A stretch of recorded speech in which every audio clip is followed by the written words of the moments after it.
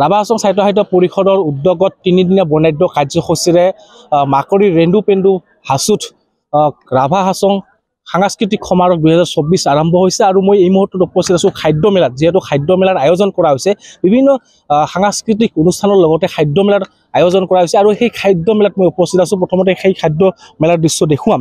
ইয়াত দেখিবলৈ পোৱা গৈছে বিভিন্ন জনগোষ্ঠীয় যি খাদ্য গাহৰি মাংস কেঁকোৰা মিছা মাছ আদিকে ধৰি যি জনগোষ্ঠীয় খাদ্য সেই খাদ্যসমূহ ইয়াত প্ৰদৰ্শনী কৰা হৈছে উপস্থাপন কৰা হৈছে আৰু সেই দৃশ্য দেখুৱাইছোঁ।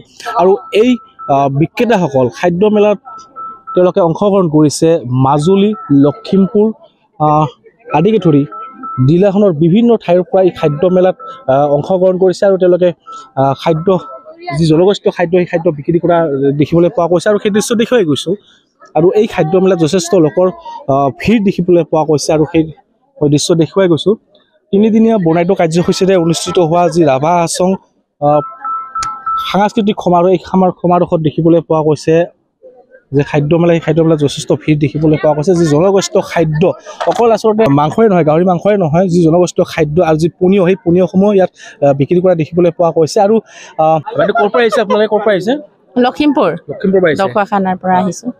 আৰু বাকী ক'ৰ পৰা আহিছে? বাকী মাজুলীৰ পৰা আহিছে ধেমাজি আহিছে আৰু লখিমপুৰ মাজুলী এনেকা 2-3টা ষ্টেট জনগোষ্ঠীয় খাদ্য সমাৰোহ আপোনালোকে কি ইয়াত বিক্ৰী কৰিছে?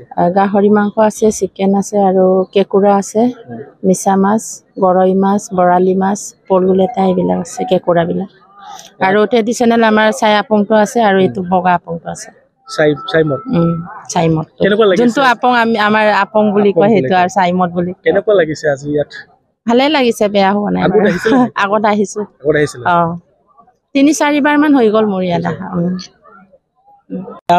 দেখিবলৈ পোৱা গৈছে আচলতে উজনিৰ পৰা আচলতে উজনিৰ বিভিন্ন জিলাৰ পৰা ইয়াত খাদ্য বিক্ৰী কৰাৰ কাৰণে আছে। যি জনগোষ্ঠীয় খাদ্য সেই খাদ্য তেওঁলোকে বিক্ৰী কৰাৰ কাৰণে আহিছে আৰু এই বিক্ৰেতাসকলৰ পৰা মই ইতিমধ্যে মই জানিবলৈ চেষ্টা কৰিছোঁ। আৰু আজিৰ দৃশ্য দেখুৱাম যে ইয়াত অকল জনগোষ্ঠীয় খাদ্য যি গাহৰি মাংস কেঁকোৰা এইবোৰে নহয় আচলতে ইয়াত যি জনগোষ্ঠীয় পনীয় সেই পনীয়সমূহ বিক্ৰী কৰা দেখিবলৈ পোৱা গৈছে। আৰু ৰাভা হাছং সাংস্কৃতিক সমাৰোহ এই সমাৰোহ দেখিবলৈ পোৱা গৈছে যে যি খাদ্য মেলা সেই খাদ্য মেলাত যথেষ্ট লোকৰ ভিৰ দেখিবলৈ পোৱা গৈছে। দাদা আপোনাৰ পৰা জানিব বিচাৰিম যিহেতু ইয়াৰ ৪ৰ্থ বাৰ্ষিক সাংস্কৃতিক সমাৰোহ কি ক'ব? ৰাভা হাছং অট'নমাছ কাউন্সিলৰ তৰফৰ পৰা এই সাংস্কৃতিক সমাৰোহ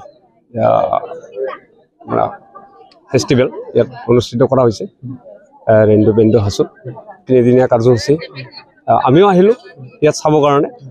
একদম সুন্দৰ পৰিৱেশ আৰু জনগোষ্ঠীয় যিটো খাদ্য সম্ভাৰৰ ইয়াত মেলা দিছে খাদ্য মেলা যথেষ্ট মানুহৰ ভিৰ পৰিলক্ষিত হৈছে। আমিও চালোঁ ইয়াত ৰাভা জনগোষ্ঠী মিচিং জনগোষ্ঠীৰ তেনেকুৱা পৰম্পৰাগত খাদ্য সম্ভাৰ ইয়াত দেখা গৈছে আৰু যথেষ্ট মানুহৰ ভিৰ হোৱা পৰিলক্ষিত হৈছে আৰু 3 দিন এনেকৈ কাৰ্যসূচী চলিব ইয়াত।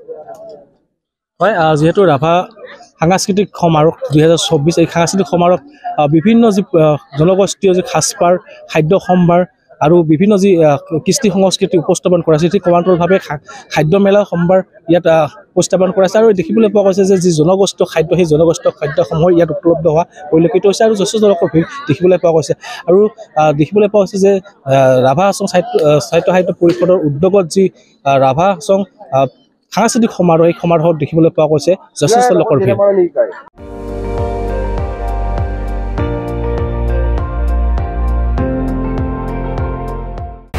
আপুনি চাই আছে ND24 সৰ্বশ্ৰেষ্ঠ নহয় সৰ্বোত্তমৰ দৌৰ।